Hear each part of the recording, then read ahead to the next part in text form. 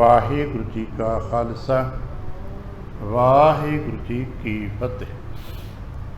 ਸਤਿਗੁਰੂ ਪਾਤਸ਼ਾਹ ਸਾਹਿਬ ਜੀ ਦੇ ਪਾਵਨ ਦਰਬਾਰ ਦੀਆਂ ਹਾਜ਼ਰੀਆਂ ਭਰਦਿਆਂ ਗੁਰੂ ਪਾਤਸ਼ਾਹ ਸਾਹਿਬ ਜੀ ਦੇ ਆਪਣੇ ਹੀ ਨਿਜ ਪਾਵਨ ਸਰੂਪ ਸ਼ਬਦ ਨਾਲ ਚਿੱਤ ਲਾ ਕੇ ਜਦ ਆਪ ਸਾਵਧਾਨ ਤੇ ਇਕਾਗਰ ਚੀਤ ਹੋਏ ਜੁੜ ਮਿਲ ਬੈਠੇ ਹੋ, ਪਾਤਸ਼ਾਹ ਗੁਰਦੇਵ ਜੀ ਦੀਆਂ ਬੇਅੰਤ ਮਹਿਰਮਤਾਂ ਤੇ ਵਡਿਆਈਆਂ ਜੋ ਸਤ ਸੰਗਤ ਵਿੱਚ ਸਦਾ ਵਰਤਦੀਆਂ ਨੇ, ਆਪ ਉਹਨਾਂ ਦੇ ਸਾਂਝੀ ਤੇ ਧਾਰਨੀ ਹੋਇਓ। ਕਿਰਪਾਲਤਾ ਕਰਨਾ, ਆਪਣੇ ਨਿਰਮਲ ਹਿਰਦੇ ਚੋਂ ਅਰਦਾਸ ਕਰਨਾ ਜੋ ਗੁਰੂ ਪਾਤਸ਼ਾਹ ਸਾਹਿਬ ਜੀ ਰਹਿਮਤ ਕਰਨਾ। ਆਪਣੀ ਸਿੱਖਿਆਦਾਇਕ ਸਾਖੀ ਤਿਸ ਕੀ ਵਿਚਾਰ, ਬੋਲਣ ਦਾ ਤਾਣ ਅਤੇ ਵਿਚਾਰ ਦਾ ਪ੍ਰਵਾਹ ਬਖਸ਼।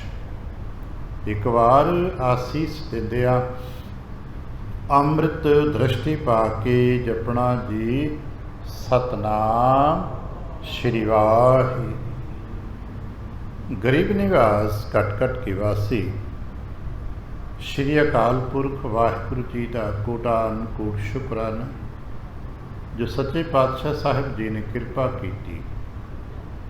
ਸੰਪੂਰਨ ਦਿਵਸ ਆਪਣੇ ਪਿਆਰ ਅਤੇ ਭਾਣੇ ਵਿੱਚ ਬਤੀਤ ਕਰਾਏ। ਸੰਧਿਆ ਕੇ ਸਮੇਂ ਆਪਣੇ ਹੀ ਪਾਵਨ ਦਰਬਾਰ ਦੀ ਹਾਜ਼ਰੀ ਭਰਨ ਦਾ ਸੁਭਾਗ ਬਖਸ਼। ਪਿਛਲੇ ਕੁਝ ਸਮੇਂ ਤੋਂ ਲਗਾਤਾਰ ਅਸੀਂ ਜਗਤ ਗੁਰੂ ਗੁਰੂ ਨਾਨਕ ਸਾਹਿਬ ਜੀ ਦੀ ਸਾਖੀ ਪੜ੍ਹ ਸੁਣ ਤੇ ਵਿਚਾਰ ਰਹੇ ਹਾਂ ਤੇ ਸਾਖੀ ਦੇ ਵਿੱਚੋਂ ਸਿੱਖਿਆ ਪ੍ਰਾਪਤ ਕਰਨ ਦਾ ਯਤਨ ਕਰ ਰਹੇ ਹਾਂ। ਕੁਛ ਤਿੰਨ ਕੁ ਦਿਨ ਹਾਜ਼ਰੀਆਂ ਹਫ਼ਤੇ ਨਾਲ ਗੈਰ ਹਾਜ਼ਰੀ ਦੇ ਰੂਪ ਵਿੱਚ ਵਰਤੀਆਂ ਨੇ। ਆਪਣੀ ਮਨੋਬਿਰਤੀ ਨੂੰ ਉੱਥੇ ਲੜੀ ਨਾ ਜੋੜ ਸਕੀਏ ਜਿੱਥੋਂ ਅਸੀਂ ਤਿੰਨ ਕੁ ਦਿਨ ਪਹਿਲਾਂ ਰੁਕੇ ਸਾਂ। ਗੁਰੂ ਨਾਨਕ ਪਾਤਸ਼ਾਹ ਸਾਹਿਬ ਜੀ ਮੋਦੀ ਖਾਨੇ ਵਿਖੇ ਆਪਣੇ ਕਾਰ ਵਿਹਾਰ ਵਿੱਚ ਮਸ਼ਰੂਫ ਨੇ। ਭਾਈ ਮਰਦਾਨਾ ਜੀ ਗੁਰੂ ਨਾਨਕ ਸਾਹਿਬ ਜੀ ਦੇ ਕੋਲ ਆ ਕੇ ਕਹਿੰਦੇ ਨੇ, ਮਹਾਰਾਜ ਮੇਰੀ ਬੇਟੀ ਦਾ ਵਿਆਹ ਨਿਯਤ ਹੋ ਗਿਆ, ਪਰ ਘਰ ਵਿੱਚ ਇਤਨਾ ਧਨ ਨਹੀਂ ਹੈ ਕਿ ਮੈਂ ਨਿਸ਼ਚਿੰਤ ਹੋ ਕੇ ਵਿਆਹ ਕਰ ਸਕਾਂ, ਕਿਉਂਕਿ ਸਾਡਾ ਕਾਰ ਵਿਹਾਰ ਮੰਗਣਾ ਹੈ, ਮੰਗ ਕੇ ਗੁਜ਼ਾਰਾ ਕਰਦੇ ਹਾਂ। ਉਂਝ ਆਮ ਤੌਰ 'ਤੇ ਸਾਡੇ ਪਰਿਵਾਰਾਂ ਦੇ ਜੀਅ ਇਹੋ ਜਿਹੇ ਸਮਿਆਂ 'ਤੇ ਆਪਣੇ ਨਾਲ ਇਲਾਕੇ ਦੇ ਨਗਰ ਦੇ ਚੌਧਰੀਆਂ ਤੋਂ ਜਜਮਾਨਾਂ ਤੋਂ ਮੰਗ ਲੈਂਦੇ ਨੇ, ਪਰ ਤੁਸਾਂ ਮਨਾ ਕੀਤਾ ਹੋਏ ਕਿ ਭਾਈ ਕਿਸੇ ਦੇ ਘਰ ਮੰਗਣ ਨਹੀਂ ਜਾਣਾ। ਤੇ ਫਿਰ ਬਾਬਾ ਮੈਂ ਮੰਗਣ ਵੀ ਨਾ ਜਾਵਾਂ ਤੇ ਮੇਰੀ ਬੇਟੀ ਦੇ ਵਿਆਹ ਦਾ ਖਰਚਾ ਕਿਵੇਂ ਹੋਵੇਗਾ? ਚਲੋ ਇਹ ਠੀਕ ਹੈ ਕਿ ਖਾਣ ਪੀਣ ਦਾ ਗੁਜ਼ਾਰਾਨ ਵਧੀਆ ਚੱਲ ਰਿਹਾ। ਗੁਰੂ ਨਾਨਕ ਪਾਤਸ਼ਾਹ ਸਾਹਿਬ ਨੇ ਕਿਹਾ, ਕੋਈ ਗੱਲ ਨਹੀਂ, ਕਰਤਾਰ ਭਲੀ ਕਰਨਗੇ, ਤੇਰੀ ਬੇਟੀ ਸਾਡੀ ਬੇਟੀ ਵਾਂਗ ਹੈ, ਅਸੀਂ ਆਪਣੀ ਬੇਟੀ ਸਮਝ ਕੇ ਖਰਚ ਕਰਾਂਗੇ। ਭਾਈ ਭਗੀਰਥ ਜੀ ਉਸ ਵਕਤ ਗੁਰੂ ਨਾਨਕ ਪਾਤਸ਼ਾਹ ਸਾਹਿਬ ਜੀ ਦੀ ਸੇਵਾ ਸੰਗਤ ਵਿੱਚ ਆ ਚੁੱਕੇ ਸਨ। ਭਾਈ ਭਗੀਰਥ ਜੀ ਦੀ ਸੇਵਾ ਗੁਰੂ ਨਾਨਕ ਪਾਤਸ਼ਾਹ ਸਾਹਿਬ ਜੀ ਨੇ ਲਾਈ ਕਿ ਮਰਦਾਨਾ ਜੀ ਤੋਂ ਸਾਰਾ ਸਾਮਾਨ ਜੋ ਵਿਵਾਹ ਦੇ ਸਮੇਂ 'ਤੇ ਚਾਹੀਦਾ ਹੋਵੇ ਲਿਖ ਲਓ ਤੇ ਲਾਹੌਰ ਦੇ ਵੱਡੇ ਬਾਜ਼ਾਰ 'ਚੋਂ ਲੈ ਕੇ ਆਓ, ਪਰ ਚੇਤਾ ਰੱਖਿਓ ਛੇਤੀ ਆਉਣਾ ਹੈ, ਇੱਕ ਰਾਤ ਤੋਂ ਵੱਧ ਉੱਥੇ ਰੁਕਿਓ ਨਾ। ਗੁਰੂ ਨਾਨਕ ਪਾਤਸ਼ਾਹ ਨੇ ਸੁਭਾਵਕ ਕਿਹਾ ਕਿ ਭਾਈ ਛੇਤੀ ਵਾਪਸੀ ਕਰਿਓ, ਇੱਕ ਰਾਤ ਤੋਂ ਵੱਧ ਨਹੀਂ ਰੁਕਣਾ। ਭਾਈ ਭਗੀਰਥ ਜੀ ਚਲੇ ਗਏ। ਉੱਥੇ ਜਾ ਕੇ ਭਾਈ ਮਨਸੁਖ ਸਾਹਿਬ ਜੀ ਦੀ ਹੱਟੀ 'ਤੇ ਜਾ ਕੇ ਉਹਨਾਂ ਨੇ ਸਾਮਾਨ ਦੱਸਿਆ, ਪੁੱਛਿਆ ਤੇ ਨਾਲੇ ਗੱਲ ਵਿੱਚ ਕਹਿ ਦਿੱਤਾ ਕਿ ਭਾਈ ਮੈਂ ਸਿਰਫ ਇੱਕ ਰਾਤ ਰੁਕਣਾ ਹੈ ਤੇ ਕੱਲ੍ਹ ਤੋਂ ਪਹਿਲਾਂ ਸ਼ਾਮ ਦੇ ਸਮੇਂ ਤੋਂ ਮੈਨੂੰ ਵਿਦਾ ਕਰ ਦੇਈਂ, ਸਾਮਾਨ ਸਾਰਾ ਬੰਨ੍ਹ ਦੇ। ਭਗੀਰਥ ਜੀ ਦੇ ਬਚਨ ਸੁਣ ਕੇ ਮਨਸੁਖ ਕਹਿਣ ਲੱਗੇ, ਕੀ ਗੱਲ ਹੈ, ਐਸੀ ਕਿਹੜੀ ਪਰੇਸ਼ਾਨੀ ਹੈ ਕਿ ਇੱਕ ਰਾਤ ਹੋਰ ਨਹੀਂ ਰੁਕ ਸਕਦੇ? ਵਿਆਹ ਦਾ ਸਾਮਾਨ ਹੈ, ਕੋਈ ਛੋਟਾ ਮੋਟਾ ਸਾਮਾਨ ਅੱਜ ਰਹਿ ਜੇ ਤੇ ਆਪਾਂ ਅਗਲੇ ਦਿਨ ਉੱਤੇ ਖਰੀਦ ਸਕਦੇ ਨਾ। ਭਾਈ ਭਗੀਰਥ ਕਹਿਣ ਲੱਗੇ, ਨਹੀਂ, ਬਾਬੇ ਦਾ ਬਚਨ ਹੈ ਕਿ ਇੱਕ ਰਾਤ ਰੁਕਣਾ ਹੈ ਬਸ, ਤੇ ਮੈਂ ਹੁਕਮ ਦੀ ਉਲੰਘਣਾ ਨਹੀਂ ਕਰ ਸਕਦਾ।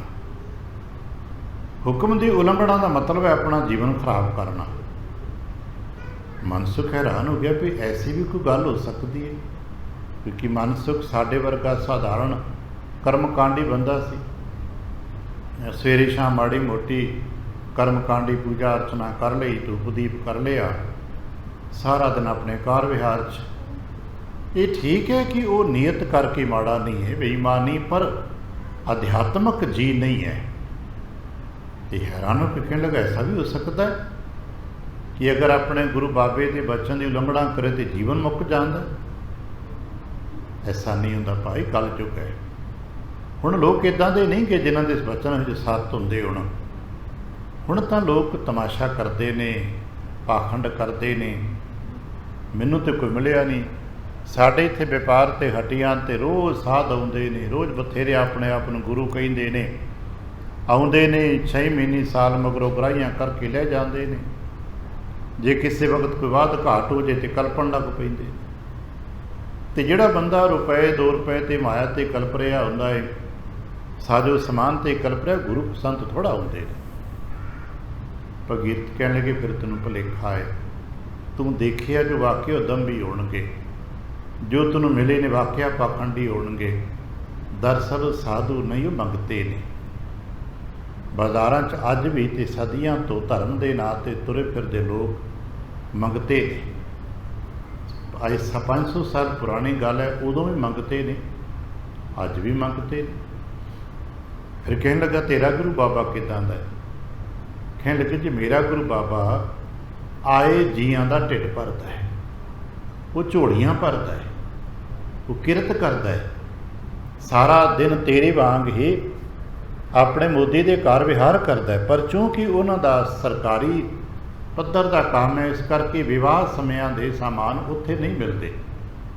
ਉਹਨਾਂ ਦੀ ਹੱਟੀ ਤੇ ਸੁੱਕਾ ਰਾਸ਼ਨ ਤੇ ਹੋਰ ਲੀੜਾ ਕੱਪੜਾ ਜੋ ਸਾਧਾਰਨ ਜ਼ਰੂਰਤਾਂ ਦਾ ਹੁੰਦਾ ਨਾ, ਉਹ ਮਿਲਦਾ ਹੈ। ਵਿਵਾਹਾਂ ਦੇ ਵਕਤ ਦੀਆਂ ਚੀਜ਼ਾਂ ਜਿਹੜੀਆਂ ਨੇ ਉਹ ਕੋਈ ਖਾਸ ਹੁੰਦੀਆਂ ਨੇ, ਤੇ ਉਹ ਸਰਕਾਰੀ ਸਟੋਰਾਂ ਤੋਂ ਨਹੀਂ ਮਿਲਦੀਆਂ। ਜੋ ਅੱਜ ਕੱਲ੍ਹ ਆਪਾਂ ਸਟੋਰ ਸ਼ਬਦ ਵਰਤ ਲਈਦੇ, ਉਹ ਮੋਦੀ ਖਾਨੇ ਦੇ ਵੱਡੇ ਮਾਲਕ ਨੇ। ਕਹਿਣ ਲੱਗਾ ਮੈਂ ਤੇ ਤਾਂ ਮੰਨਾਂ ਜੇ ਮੈਨੂੰ ਕੁਝ ਨਜ਼ਰ ਆਏ। ਇਹ ਸੰਵਾਦ ਚੱਲ ਰਿਹਾ ਸੀ ਉਹਨਾਂ ਦੇ, ਇੱਥੇ ਆਪਾਂ ਠਹਿਰੇ ਸਾਂ।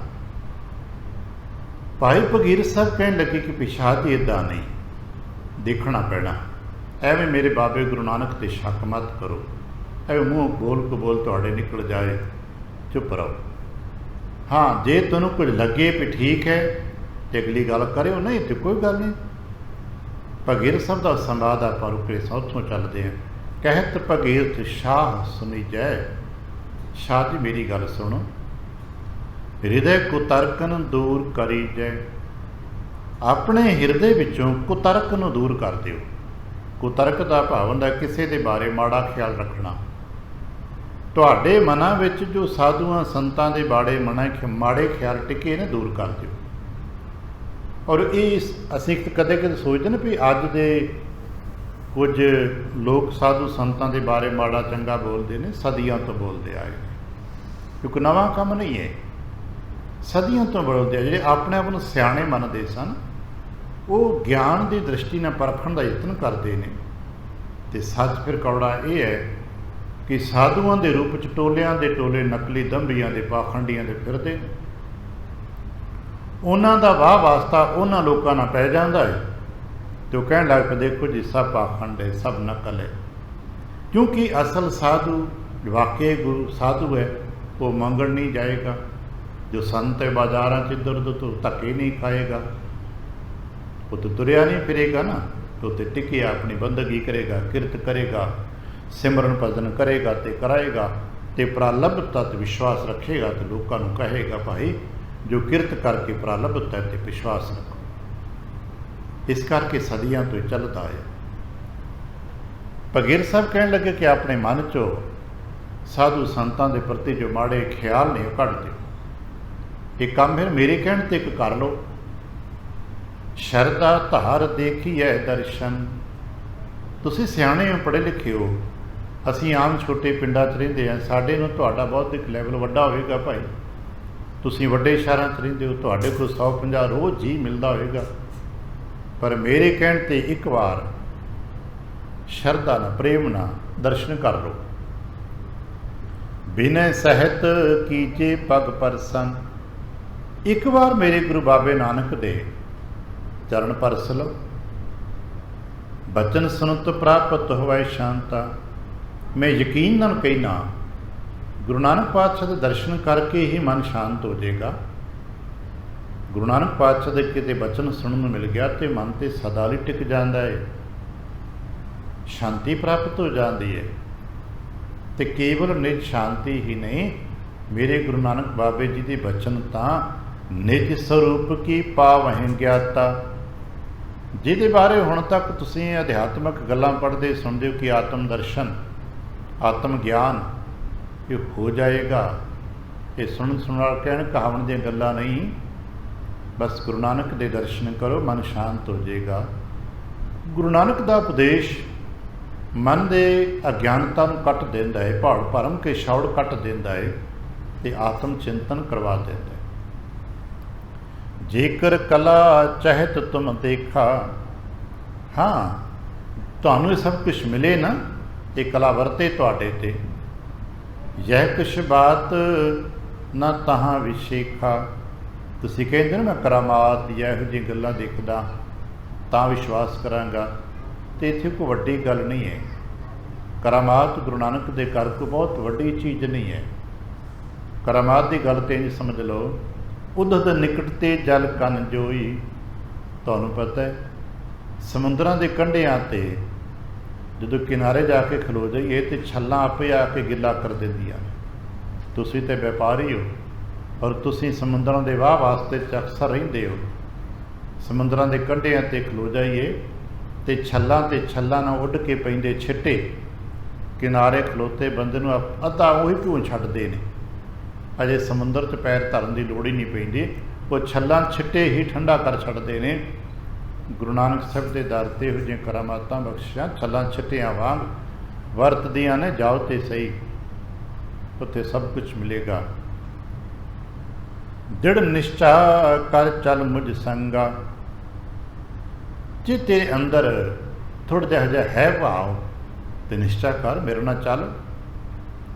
ਪੂਰ ਹੈ ਸਤਿਗੁਰ ਤੋਰ ਉਮੰਗਾ। ਮੈਂ ਆਪਣੇ ਸਤਿਗੁਰੂ 'ਤੇ ਮਾਣ ਕਰਕੇ ਕਹਿੰਦਾ ਹਾਂ ਕਿ ਮੇਰੇ ਸਤਿਗੁਰੂ ਤੇ ਤੇਰੀ ਉਮੰਗ ਨੂੰ ਪੂਰਾ ਕਰ ਦੇਣਗੇ, ਤੇਰੇ ਮਨ ਦੀ ਚਾਹਤ ਨੂੰ ਪੂਰਾ ਕਰ ਦੇਣਗੇ। ਮਨ ਸੁਖ ਸੁਨ ਕਰ ਸ਼ਰੋਨਨ ਬੈਨਾ। ਮਨ ਸੁਖ ਸਾਹਿਬ ਜੀ ਦੇ ਬਚਨ ਸੁਣ ਕੇ ਚਲਨ ਚਾਹ ਭੀ ਢਿਗ ਗੁਰ ਐਨਾ। ਭਾਈ ਮਨ ਸੁਖ ਸਾਹਿਬ ਦੇ ਮਨ ਵਿੱਚ ਬਚਨ ਸੁਣੇ ਤੇ ਮਨ ਵਿੱਚ ਵਿਸ਼ਵਾਸ ਹੈ ਕਿ ਗੱਲ ਤੇ ਠੀਕ ਕਰਦਾ ਪਿਆ, ਇਸ ਬੰਦੇ ਦਾ ਮੇਰੇ ਨਾਲ ਕੋਈ ਵਾਹ ਵਾਸਤਾ ਨਹੀਂ, ਹੱਟੀ ਤੇ ਆਇਆ ਗਾਹਕ ਹੈ। ਠੀਕ ਹੈ, ਗਾਹਕ ਪੁਰਾਣਾ ਹੈ, ਪਰ ਕਦੇ ਨੇ ਇੱਦਾਂ ਦੀਆਂ ਗੱਲਾਂ ਕੀਤੀਆਂ ਨਹੀਂ। ਇਹ ਤੇ ਅੱਗੇ ਦੇਵੀ ਦੀਆਂ ਪੂਜਾ ਪਾਠ ਅਰਚਨਾ ਕਰਦਾ ਹੁੰਦਾ ਸੀ, ਇਹ ਤੇ ਬਦਲਿਆ ਹੋਇਆ ਲੱਗਦਾ ਹੈ, ਕਿਉਂਕਿ ਭਾਈ ਭਗੀਰਥ ਪਹਿਲਾਂ ਕਾਲੀ ਦੇਵੀ ਦੇ ਉਪਾਸਕ ਰਹੇ ਨੇ। ਇਹ ਤੇ ਪਹਿਲਾਂ ਦੇਵੀ ਦੀਆਂ ਗੱਲਾਂ ਕਰਦਾ ਸੀ, ਉਪਾਸਨਾ ਦੀਆਂ ਗੱਲਾਂ ਕਰਦਾ ਸੀ। ਹੁਣ ਤੇ ਇਹਦਾ ਤੌਰ ਢੰਗ ਹੀ ਬਦਲਿਆ ਹੋਇਆ। ਕੁਛ ਤੇ ਹੈ ਜੋ ਦੇਖਣਾ ਚਾਹੀਏ। ਮਨ 'ਚ ਕੁਮੰਗ ਆ ਗਈ, ਚਲ ਮਨਾ ਦੇਖਣ 'ਚ ਕੀ ਜਾਂਦਾ ਹੈ। ਮਨ ਸੁਖ ਕਹੇ ਭਗੀਰਥ ਸੰਗਾ। ਫਿਰ ਵਿਚਾਰ ਕਰਕੇ ਕਹਿਣ ਲੱਗੇ ਕੰਮ ਹੈ ਜੋ ਤੁਸੀਂ ਕਹਿੰਦੇ ਹੋ ਨਾ ਕਿ ਸਾਜੋ ਸਮਾਨ ਵਿਆਹ ਦਾ ਚਾਹੀਦਾ ਹੈ। ਮੈਂ ਸਾਰਾ ਦੇਖਿਆ ਹੈ, ਤੁਸੀਂ ਜੋ ਕਾਗਜ਼ 'ਤੇ ਲਿਖਿਆ ਹੋਇਆ ਤਕਰੀਬਨ ਸਾਰਾ ਸਾਮਾਨ ਮਿਲ ਜਾਏਗਾ, ਕਿਉਂਕਿ ਉਹਨਾਂ ਦੀ ਬਹੁਤ ਵੱਡੀ ਹੱਟੀ ਸੀ। ਕਹਿੰਦੇ ਕਿ ਬਾਕੀ ਸਾਰਾ ਸਮਾਨ ਤੇ ਮਿਲ ਜਾਏਗਾ, ਪਰ ਜੋ ਤੁਸੀਂ ਇੱਕ ਚੂੜਾ ਲਿਖਿਆ ਹੈ ਨਾ, ਇਹ ਇੱਦਾਂ ਨਹੀਂ ਮਿਲਦਾ। ਇਹ ਨਾਪ ਦੇਣਾ ਹੁੰਦਾ ਹੈ, ਇਹਦੇ ਮੁਤਾਬਕ ਫਿਰ ਕਾਰੀਗਰ ਬਣਾਉਂਦੇ ਨੇ। ਇਸ ਕਰਕੇ ਇਹਨੂੰ ਘੱਟੋ ਘੱਟ 8 ਪੈਰ ਲੱਗਦੇ ਨੇ। ਅਸੀਂ ਸਵੇਰੇ ਕਿਸੇ ਕਾਰੀਗਰ ਨੂੰ ਕਹਾਂਗੇ, ਉਹ ਦੁਪਹਿਰ ਤੱਕ ਬਾ ਮੁਸ਼ਕਿਲ ਤਿਆਰੀਆਂ ਤੁਰੀਆਂ ਕਰਦਾ ਹੋਇਆ, ਰੰਗ ਰੋਗਨ ਕਰਕੇ ਇੰਤਜ਼ਾਮ ਕਰਕੇ ਕੱਲ੍ਹ ਸਵੇਰੇ ਕਿਤੇ ਸਾਨੂੰ ਦੇਏਗਾ। ਇਹ ਇੰਤਜ਼ਾਮ ਕਰਨਾ ਹੁੰਦਾ ਹੈ, ਕਿਉਂਕਿ ਇਹ ਹਰ ਜੀਅ ਦੇ ਆਪਣਾ ਹੱਥ ਦਾ ਮੇਚ ਹੈ ਅਤੇ ਹਰ ਜੀਅ ਦੇ ਹੱਥ ਦੇ ਮੇਚ ਦੇ ਨਾਲ ਉਹਦੀ ਵੱਖਰੀ ਵੱਖਰੀ ਕੀਮਤ ਬਣਤਰ ਹੈ। किसी की कोई पसंद है, किसी की कोई पसंद है। अजकल जिवें साडे कोल शब्द आर्डर है भाई, ये तो पुराना शब्द है साई ते बनते हैं, ये साई देंगे तो बनेगा, बिना साई तो नहीं बनता। भगीरथ साहब के बचन सुन के नहीं, मैनू जाना ही जाना। सोच विचार करके नाप नूं चंगी तरह जांच परख के कह ले कि गल है मेरे को एक चूड़ा पिया है, मैं अपने परिवारक धियां दे विआह वास्ते इंतजाम किया, तो वो नाप भी देख लेने भाई, जे नाप ठीक हो जाए तो तू उस लै सकदा। इंज करते चलो, मेरे मन में भी तेरी गल्लां सुन के नानक गुरु पातशाह बाबा जी के वास्ते मिलने की चाहत पैदा हो गई। तो चलो इंज करते हैं कि वो चूड़ा मैं संकल्प लिया सी बेचना नहीं है, मैं अपनी धी वास्ते बनाया, तो धियां का समान मैं बेचना नहीं है। इंज करांगा, नाप अगर बराबर हो गया तो वो चूड़ा मैं भेंट कर देंगा। तू कहना कि गुरु रूप ने, तू कहना गुरु नानक बाबा जी ने, तो गुरु पीर को जाइए तो खाली हथ नहीं जाना चाहिए।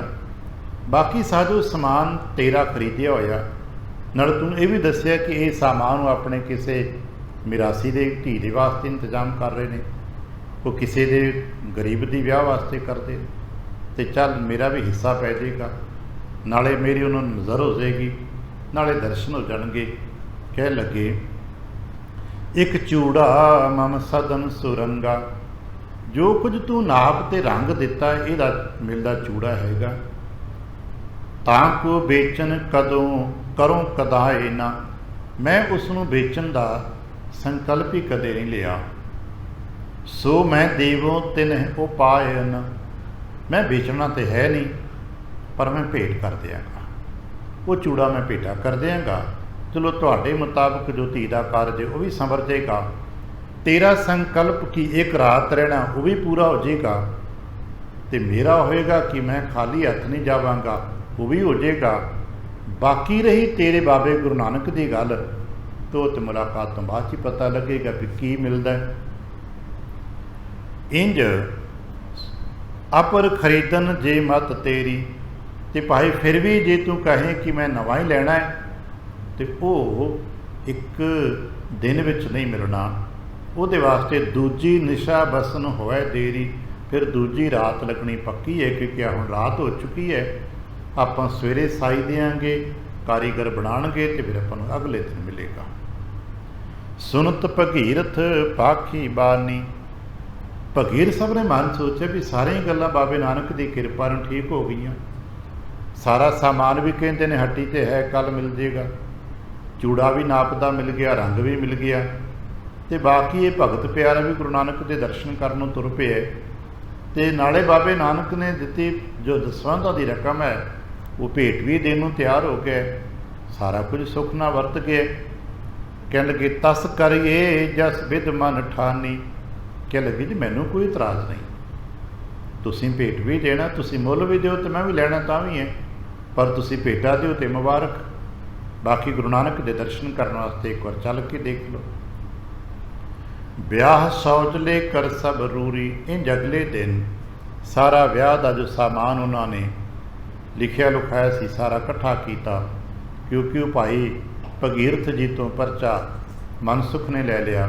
मनसुख जी ने अपने अजकल जो आप स्टाफ कहते हैं बंदियां नूं, बड़े बड़े व्यापारी सन, अगे जाके इसमें पता लगेगा कि भाई मनसुख जी इन्ने वड्डे उस वक्त व्यापारी सन कि अजकल के मुताबिक उनकी शिपिंग चलती सन, समुद्री जहाज़ उनके अपने चलते सन, तो कित्थे कल्पना करी कि लाहौर के रहने वाले ने, तो श्रीलंका तक का व्यापार उन्होंने, तो खास करके जिस गल नूं गहराई न समझना होवे, तो आ जो अजकल असीं काजू आदिक ते सुके मसाले ड्राई फ्रूट कहने आ, जो तमिलनाडु दे विच ते झारखंड के बेल्टां विच जाके चेन्नई की बेल्ट विच मिलते हैं, उन्हां मसालियां दा व्यापार ये करते सन।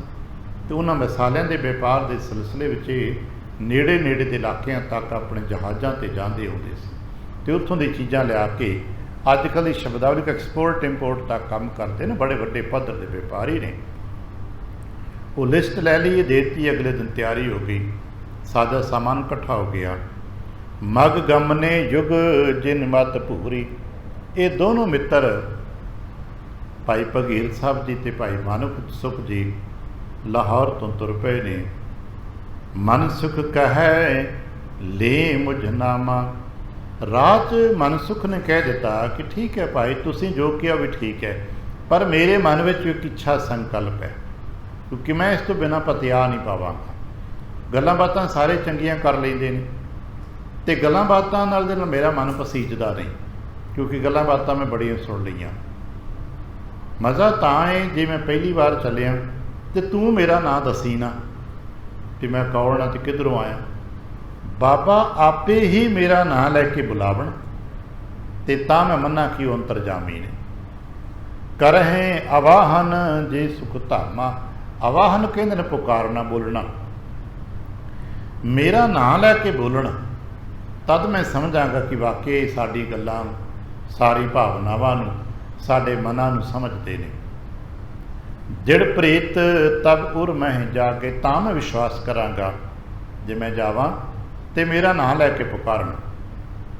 सत जानो मैं यह दुख दाग है, तां मैं सत करके मन लवांगा कि ठीक है तू कहना बाबा गुरु नानक है, तो बाबा गुरु नानक नूं मैं सत मन लांगा जे मेरा नां लैके कहण। असबिद उचरत आपस माही। इहो जिहियां आपस विच गल्लां बातां करदे करदे तज मार्ग पहुँचे पुर पाही। ये लाहौर तो सुल्तानपुर लोधी तक का पंध तय किया। सुभावक ही दोनों सियाणे मनुख ने, घरां तो धनाड़ रजे हुए पुजे ने, ते घुड़सवार होणगे, घोड़ियां ते सफ़र करते होणगे। ये साजो समान लैके पहुँच गए ने सुल्तानपुर लोधी विखे। जहे आपन पर दीन दयाला। ते भाई भगीरथ साहब जी सीधे इन्हों लैके चले गए जिथे गुरु नानक पातशाह साहब जी विराजमान सन। आपन कही ने हट्टी ते, जिथे अपने मोदी खाने ते गुरु नानक पातशाह विराजत ने। तहें आए चल कर तत्काला। सीधे आके हट्टी ते पहुँचे। अब लोकत भय उत्पल लोचन। ते सामने देखिया हट्टी के मुख मुकाम जिन्हें अजकल आप गद्दी कह देने, हट्टी की मुख गद्दी ते उत्पल लोचन कहते ने कमल नैन, जिन्हों के नेत्र कमल वर्गे खिड़े हो। गुरु नानक पातशाह साहब बैठे ने। बचन उचारे भ्रमह विमोचन। जिन्हों के बचन ही साढ़े भरमां नूं कट सकते ने, कटते ने। महाराज ने बचन किया, आओ भगीरथ परोपकारी। आओ भाई भगीरथ तुसीं ते परोपकारी जीवड़े हो। मन मलियागर रीत विचारी। ते तुहाडा मन चंदन वांग खुशबू ना भर चुका है। पूर्व थो मन सुख यह काचा।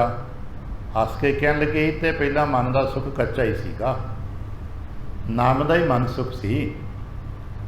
आयो नाम चहित अब साचा। हुण ये अपने मन नूं सच्चा करन वास्ते नाम नूं सच्चा करन आया।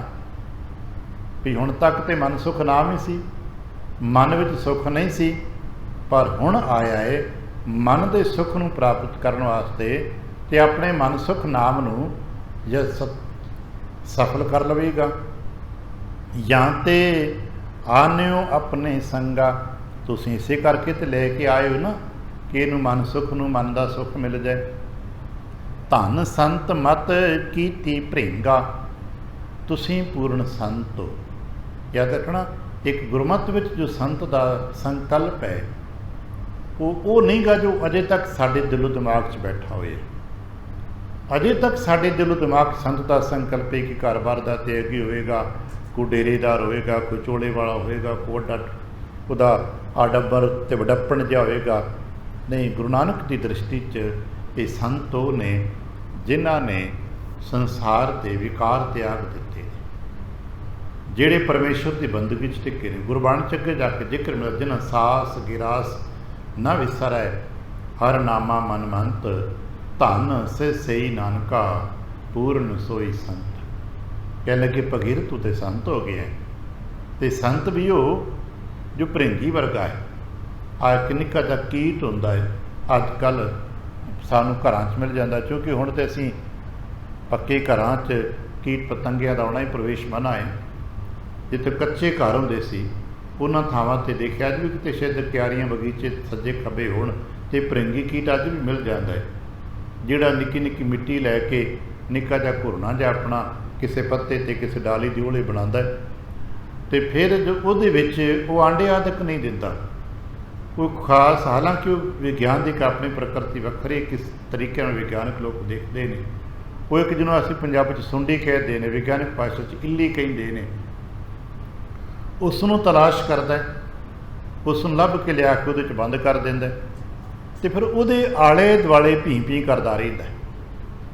ਅਤੇ ਪੁਰਾਣੇ ਲੋਕ ਕਹਿੰਦੇ ਹੁੰਦੇ ਸਨ ਉਹ ਜੋ ਉਹਦੇ ਆਲੇ ਦੁਆਲੇ ਭੀਂ ਭੀਂ ਕਰਦਾ ਰਹਿੰਦਾ ਨਾ, ਉਹਦੀ ਭੀਂ ਭੀਂ ਦੀ ਆਵਾਜ਼ ਦੇ ਨਾਲ ਉਹ ਜੋ ਛੋਟਾ ਜਿਹਾ ਕ੍ਰਿਮ ਉਹਦੇ 'ਚ ਬੰਦ ਕੀਤਾ ਹੁੰਦਾ ਸੀ ਉਹ ਉਹਦਾ ਰੂਪ ਅਖਤਿਆਰ ਕਰ ਲੈਂਦਾ ਉਹਦੇ ਸਰੋਤ ਦੇ ਨਾਲ। ਇਸ ਕਰਕੇ ਉਹਨੂੰ ਭਰਿੰਗੀ, ਔਰ ਪੁਰਾਣੇ ਦਾਰਸ਼ਨਿਕ ਭਰਿੰਗੀ ਦੇ ਸਰੂਪ ਨੂੰ ਗੁਰੂ ਦੇ ਸਰੂਪ ਨਾਲ ਵੀ ਜੋੜਦੇ ਸਨ ਕਿ ਗੁਰੂ ਦਾ ਉਪਦੇਸ਼ ਸੁਣ ਕੇ ਇੱਕ ਖਾਸ ਕਿਸਮ ਦੇ ਲੋਕ ਇਸ ਮੱਤ ਨੂੰ ਧਾਰਨ ਕਰ ਲੈਂਦੇ ਨੇ। ਇਹ ਜਦੋਂ ਗੁਰੂਆਂ ਦੀ ਕੈਟਾਗਰੀਆਂ ਦੀ ਵਿਆਖਿਆਵਾਂ ਹੁੰਦੀਆਂ ਨੇ, ਉਹਨਾਂ ਵਿੱਚੋਂ ਗੁਰੂਆਂ ਦੀ ਕੈਟਾਗਰੀ 'ਚੋਂ ਇੱਕ ਭਰਿੰਗੀ ਗੁਰੂ ਵੀ ਦਾਰਸ਼ਨਿਕ ਮੰਡਲ 'ਚ ਪੜ੍ਹੇ ਸੁਣੇ ਜਾਂਦੇ ਨੇ। ਮਹਾਰਾਜ ਕਹਿਣ ਲੱਗੇ ਤੁਸੀਂ ਤਾਂ ਭਰਿੰਗੀ ਹੋ, ਆਪਣੇ ਬੋਲਾਂ ਦੇ ਨਾਲ ਕੀਲ ਕੇ ਲੈ ਆਂਦਾ ਜੇ ਅਤੇ ਇੱਥੇ ਆਪਣੇ ਵਰਗੇ ਕਰ ਲੈਣਾ। ਸੁਣ ਬਚ ਧਾਏ ਚਰਨ ਲਪਟਾਏ। ਮਨ ਸੁਖ ਨੇ ਚੂੰਕਿ ਸੋਚਿਆ ਨਹੀਂ ਸੀ ਕਿਤੇ ਇੰਨੀ ਸਰਲਤਾ ਦੇ ਨਾਲ ਇੰਨੀ ਸੁਖੈਨ ਹੀ ਕਹਿ ਦੇਣਗੇ, ਕਿਉਂਕਿ ਉਹਨੂੰ ਤਾਂ ਸਮਝ ਸੀ ਵੀ ਸ਼ਾਇਦ ਕੋਈ ਡੇਰੇ ਵਾਲੇ ਹੋਣਗੇ, ਕੋਈ ਵੱਡੀਆਂ ਉਮਰਾਂ ਦਾ ਬਜ਼ੁਰਗ ਬਾਬਾ ਹੋਏਗਾ। ਬੇਸ਼ੱਕ ਉਹਨਾਂ ਦੱਸਿਆ ਸੀ ਵੀ ਉਹ ਹੱਟੀ 'ਤੇ ਬੈਠਦੇ ਨੇ, ਅਜੇ ਜਵਾਨ ਉਮਰ ਹੈ, ਅਜੇ 30-32 ਸਾਲ ਦੀ ਉਮਰ ਹੈ, ਜਵਾਨ ਅਵਸਥਾ ਵਿੱਚ ਨੇ, ਘਰ ਪਰਿਵਾਰੀ ਨੇ, ਕਿਰਤੀ ਵਿਵਹਾਰੀ ਨੇ, ਪਰ ਫਿਰ ਵੀ ਮਨੁੱਖੀ ਮਨ ਆਪਣੇ ਆਪਣੇ ਫੁਰਨੇ ਸੋਚੀ ਜਾਂਦਾ ਰਹਿੰਦਾ। ਜਦੋਂ ਸਰਲਤਾ ਦੇ ਨਵੋਲ ਅਤੇ ਗੁਰੂ ਨਾਨਕ ਸਾਹਿਬ ਦਾ ਅੰਮ੍ਰਿਤ ਸਰੂਪ ਦੇਖਿਆ, ਪੈਰੀਂ ਪੈ ਗਿਆ। ਮਨਹੁ ਮਿਲਿਓ ਜਲ ਅਦਿਕ ਤਿਸਾਏ। ਭਾਈ ਭਗੀਰਥ ਅਤੇ ਭਾਈ ਮਨਸੁਖ ਸਾਹਿਬ ਜੀ ਗੁਰੂ ਨਾਨਕ ਪਾਤਸ਼ਾਹ ਸਾਹਿਬ ਦੇ ਚਰਣੀ ਪੈ ਗਏ, ਮੱਥਾ ਟੇਕਿਓ ਨੇ। ਵਿਆਹ ਸੌਜ ਧਰ ਦੀਨ ਅਗਾਰੀ। ਉਹ ਜੋ ਅੱਜ ਕੱਲ੍ਹ ਆਪਾਂ ਪੁਰਾਣਾ ਸ਼ਬਦ ਪੰਡਾ ਕਹਿਦੇ ਨੇ, ਉਹ ਵਿਆਹ ਦੇ ਸਾਮਾਨ ਦੀ ਪੰਡ ਆਦਿਕ ਤਿਆਰ ਕੀਤੀ ਸੀ, ਉਹ ਸਾਰੀ ਗੁਰੂ ਨਾਨਕ ਸਾਹਿਬ ਦੇ ਚਰਨਾਂ 'ਚ ਧਰ ਦਿੱਤੀ। ਬਹੁਤ ਭਗਾ ਭਗੀਰਥ ਗਿਰਾ ਉਚਾਰੀ। ਕਹਿਣ ਲੱਗੇ ਸੱਚੇ ਪਾਤਸ਼ਾਹ, ਅਵਰ ਸਰਬ ਰਾਵਰ ਕੋ ਗਿਆਤਾ। ਬਾਕੀ ਸਭ ਆਪ ਨੂੰ ਪਤਾ ਹੀ ਹੈ, ਮੈਂ ਦੱਸਣਾ ਕੁਝ ਨਹੀਂ। ਇੱਕ ਬੇਨਤੀ ਹੈ, ਕਹਿਣ ਬਨੇ ਨੇ ਮਮ ਸੁਖ ਦਾਤਾ। ਮੈਨੂੰ ਤੁਸਾਂ ਸੁਖ ਦਿੱਤਾ ਹੈ, ਆਨੰਦ ਦਿੱਤਾ ਹੈ, ਇਸ ਕਰਕੇ ਮੈਂ ਕੁਝ ਕਹਿ ਨਹੀਂ ਸਕਦਾ। ਨਾਮ ਪਤਿਤ ਪਾਵਨ ਸੁਨ ਸ਼ਰੋਣੇ। ਬਸ ਆਪ ਜੀ ਦਾ ਨਾਮ ਮੈਂ ਇਹਦੇ ਸਾਹਮਣੇ ਲਿਆ, ਇਹ ਮਨਸੁਖ ਦੇ ਕੋਲ ਆਪ ਜੀ ਦਾ ਨਾਮ ਚਰਚਾ ਕੀਤੇ। ਇਹ ਆਵਾ ਤੁਮਰੋ ਸਿੱਖ ਹੋਣੇ। ਮਹਾਰਾਜ ਇਹ ਆਪ ਦਾ ਸਿੱਖ ਬਣਦਾ ਲੋੜਦਾ, ਇਹਨੂੰ ਕਿਰਪਾ ਕਰੋ ਨਾ, ਆਪਣਾ ਸਿੱਖ ਬਣਾ ਲਓ। ਸ਼੍ਰੀ ਗੁਰ ਹੇਰ ਸ਼੍ਰੀ ਗੁਰ ਕਰ ਤਿਨ ਕੋ ਸਨਮਾਨਾ। ਮਹਾਰਾਜ ਨੇ ਸਵੀਕਾਰਤਾ, ਬਖਸ਼ਿਸ਼ ਕਰਤੀ। ਮਹਾਰਾਜ ਦੀ ਚਰਨ ਛੋਹ ਪ੍ਰਾਪਤ ਕਰਦਿਆਂ ਹੀ ਟਿਕਾਓ ਮਿਲ ਗਿਆ। ਮਨ ਤੋਂ ਤਾਂ ਉਦੋਂ ਟਿਕ ਗਿਆ ਜਦੋਂ ਕਿਹਾ ਸੀ ਆਓ ਮਨ ਸਿੱਖ, ਨਾਮ ਦੇ ਤੇ ਮਨ ਸੁਖ ਹੋ, ਹੁਣ ਮਨ ਦਾ ਸੁੱਖ ਵੀ ਪ੍ਰਾਪਤ ਹੋਵੇਗਾ। ਉਦੋਂ ਹੀ ਪ੍ਰਵਾਨ ਹੋ ਗਿਆ ਅਤੇ ਉਹਦਾ ਮਨ ਵੀ ਟਿਕ ਗਿਆ। ਸਾਰਾ ਸਾਧੂ ਸਮਾਨ ਭਾਈ ਮਰਦਾਨਾ ਜੀ ਨੂੰ ਸੌਂਪ ਦਿੱਤਾ ਗਿਆ। ਬਾਹੁਰ ਦੀਨ ਪੁਨ ਦਰਬ ਦੀਨ ਪੁਨ ਸੰਗ ਮੁਕੰਦਾ। ਸਾਧੂ ਸਮਾਨ ਦੇਣ ਦੇ ਨਾਲ ਨਾਲ ਬਾਬਾ ਜੀ ਨੇ ਕੁਝ ਧਨ ਵੀ ਮਰਦਾਨਾ ਜੀ ਨੂੰ ਦਿੱਤਾ। ਲੈ ਗਮਨਿਓ ਉਰ ਧਾਰ ਆਨੰਦਾ। ਮਰਦਾਨਾ ਜੀ ਆਨੰਦ ਨਾਲ ਤੁਰ ਗਏ ਕਿ ਗੁਰੂ ਨਾਨਕ ਨੇ ਕਿਹਾ ਸੀ ਨਾ ਕਿ ਤੂੰ ਮੰਗਣਾ ਨਹੀਂ ਕਿਤੇ ਤੋਂ, ਤੇਰੇ ਸਾਰੇ ਘਰ ਪਰਿਵਾਰ ਦੇ ਕਾਰਜ ਕਰਤਾਰ ਦੇ ਕਿਰਪਾ ਸਦਕਾ ਹੁੰਦੇ ਰਹਿਣਗੇ। ਸਾਮਾਨ ਲੈ ਦਿੱਤਾ, ਬਾਕੀ ਹੋਰ ਜੋ ਪਰਿਵਾਰ 'ਚ ਨਿਕਲ ਸ਼ੁਕਰ ਰੋਟੀ ਪਾਣੀ 'ਚ ਹੋਰ ਖਰਚ ਹੋਣੇ ਨੇ ਉਹਦੇ ਵਾਸਤੇ ਧਨ ਦੇ ਦਿੱਤਾ। ਲੈ ਭਾਈ ਤੈਨੂੰ ਮੰਗਣਾ ਨਹੀਂ ਪਏਗਾ, ਤੂੰ ਸਾਰਾ ਧਨ ਲੈ ਜਾ। ਮਰਦਾਨਾ ਖੁਸ਼ੀ ਖੁਸ਼ੀ ਸੁਲਤਾਨਪੁਰ ਲੋਧੀ ਤੋਂ ਸਾਮਾਨ ਬਣਿਆ ਅਤੇ ਤਲਵੰਡੀ ਬਹੁਤ ਜਸ ਵਿਸਤਾਰਾ।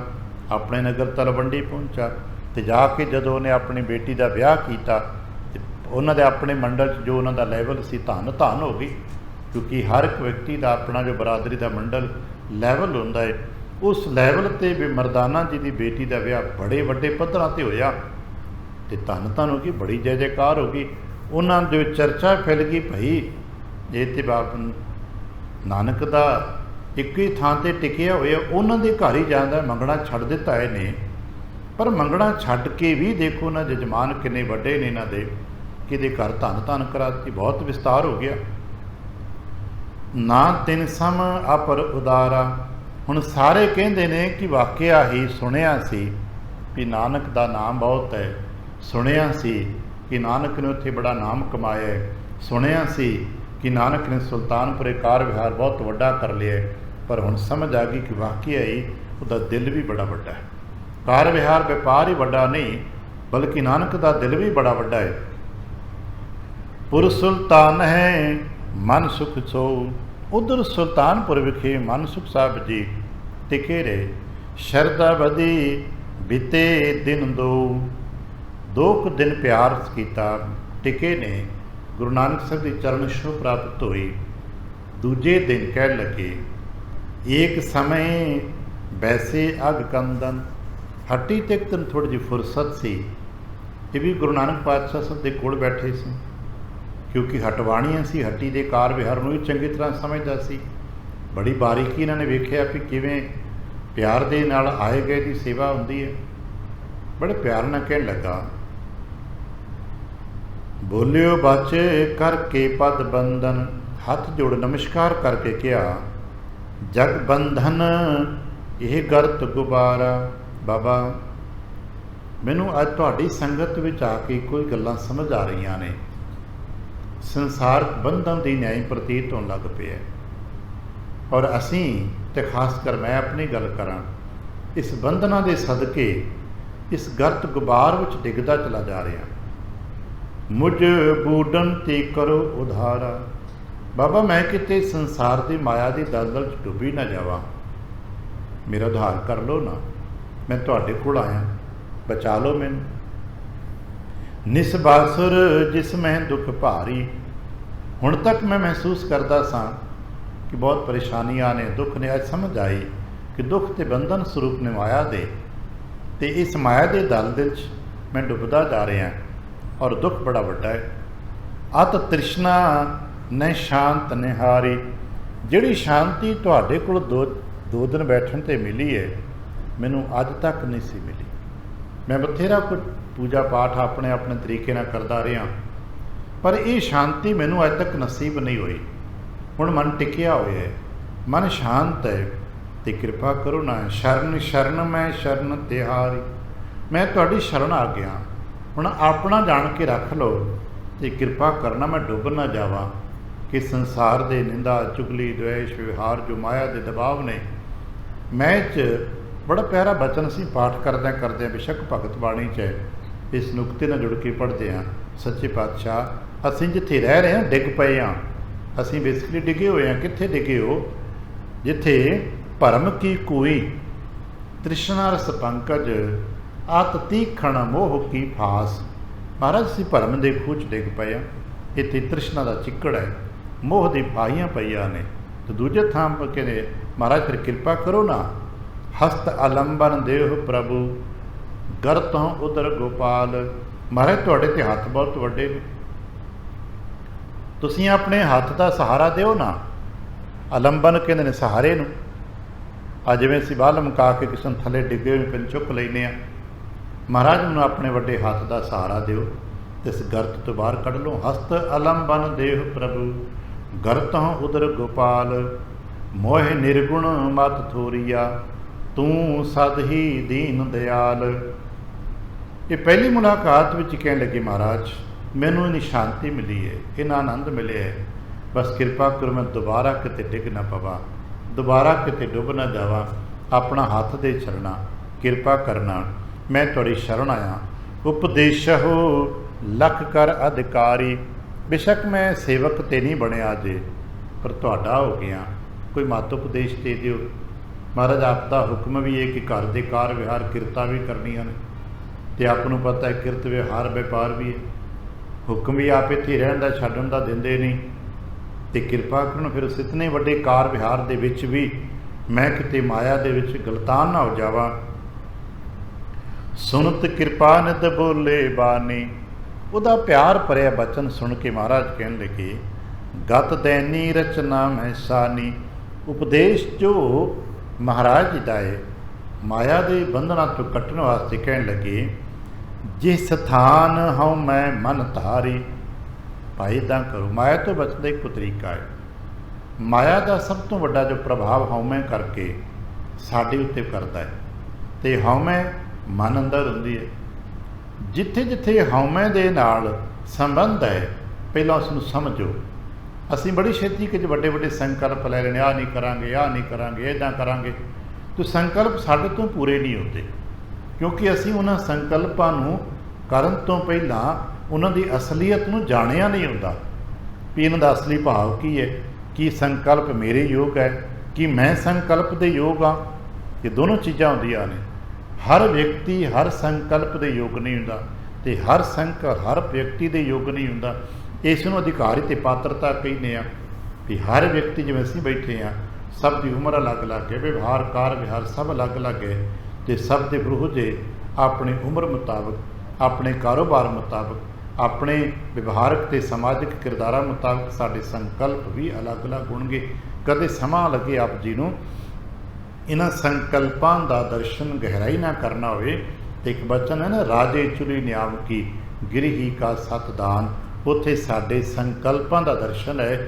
ਹੁਣ ਇੱਕ ਰਾਜਾ ਅਤੇ ਇੱਕ ਸਾਡੇ ਵਰਗਾ ਆਮ ਬੰਦਾ ਕੀ ਕੁਝ ਸੰਕਲਪ ਲੈ ਲੈਣਗੇ? ਨਹੀਂ, ਰਾਜੇ ਦਾ ਸੰਕਲਪ ਹੋਰ ਹੋਏਗਾ, ਸਾਡਾ ਸੰਕਲਪ ਹੋਰ ਹੋਏਗਾ, ਗ੍ਰਸਤੀ ਦਾ ਸੰਕਲਪ ਹੋਰ ਹੈ, ਅਤੀਤ ਦਾ ਸੰਕਲਪ ਹੋਰ ਹੈ, ਵਿਦਿਆਰਥੀ ਦਾ ਸੰਕਲਪ ਹੋਰ ਹੈ, ਉਸਤਾਦ ਦਾ ਸੰਕਲਪ ਹੋਰ ਹੈ। ਸਭ ਦੇ ਆਪੋ ਆਪਣੇ ਨੇ। ਮਹਾਰਾਜ ਕਹਿਣ ਲੱਗੇ, ਪਹਿਲਾਂ ਤੇ ਸਮਝ ਵੀ ਤੂੰ ਕੀ ਕਰਨਾ, ਕਿੱਥੇ ਖੜਾ ਹੈ, ਤੇਰੀ ਹਉਮੈ ਕਿੱਥੇ ਕਿੱਥੇ ਜੁੜੀ ਹੈ, ਕਿਹਨਾਂ ਕਿਹਨਾਂ ਥਾਵਾਂ 'ਤੇ ਤੇਰੇ ਮਨ 'ਚ ਹਉਮੈ ਦਾ ਪ੍ਰਭਾਵ। ਹਉਮੈ ਦਾ ਪ੍ਰਭਾਵ ਕਹਿਣ ਲੱਗਾ ਕੀ ਹੁੰਦਾ ਹੈ? ਮਹਾਰਾਜ ਕਹਿਣ ਲੱਗੇ, ਤੇਰਾ ਹੁਣ ਸੁਣ, ਹਉਮੈ ਕਿੱਥੇ ਕਿੱਥੇ ਕਿਹਨਾਂ ਕਿਹਨਾਂ ਨੁਕਤਿਆਂ 'ਤੇ ਹੋ ਸਕਦੀ ਹੈ। ਮਮ ਘਰ, ਮਮ ਧਨ, ਮਮ ਸੁਤ ਨਾਰੀ। ਜੇ ਤੂੰ ਕਹਿੰਦਾ ਮੇਰਾ ਘਰ ਹੈ, ਅਤੇ ਘਰ ਦੇ ਪ੍ਰਤੀ ਤੇਰੀ ਹਉਮੈ ਹੋ ਸਕਦੀ ਹੈ। ਤੂੰ ਕਹੇਗਾ ਮੇਰਾ ਘਰ ਬੜਾ ਵੱਡਾ ਜੀ, ਬੜਾ ਸੁੰਦਰ, ਮੇਰਾ ਹੈ ਨਾ, ਇਹ ਹਉਮੈ ਦਾ ਧਾਗਾ ਹੋ ਸਕਦਾ ਹੈ, ਇਹ ਹਉਮੈ ਦਾ ਬੰਧਨ ਬਣ ਸਕਦਾ ਹੈ। ਮਮ ਧਨ, ਮੈਂ ਇੰਨਾ ਧਨ ਕਮਾ ਲਿਆ, ਇਹ ਵੀ ਇੱਕ ਬੰਧਨ ਹੋ ਸਕਦਾ ਹੈ।